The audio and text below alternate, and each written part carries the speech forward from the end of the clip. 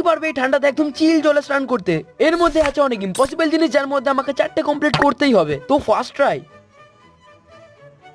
ডিম আগে না মুরগি আগে? ভাই ধুবড়াটের ভিডিও দেখেছি, সেটা দেখে বুঝেছি মুরগি আগে, বাট এটার পারফেক্ট অ্যান্সার আমি জানি না। সেকেন্ড ট্রাই, বাট আগের মতো যদি এরকম ইম্পসিবল আসে আমি তো কখনোই পারবো না। 3টে বলকে জাগলিং করতে হবে। এই স্কিলটা আমি অনেক আগে শিখেছিলাম, বাট জানি না এখন পারবো কিনা। Let's try. 3টে বল ভাই আমার কাছে নেই, বাট গোল যা পেয়েছি তাই নিয়ে চলে এসেছি। Let's start the game.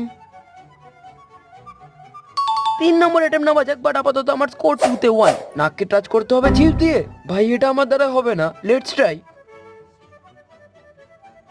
এটা তো কিছু মানুষই করতে পারে। এটা 4 নম্বর অ্যান্ড আমার ভাগ্যে আছে 7 সেকেন্ডে 10টা পুশ আপ।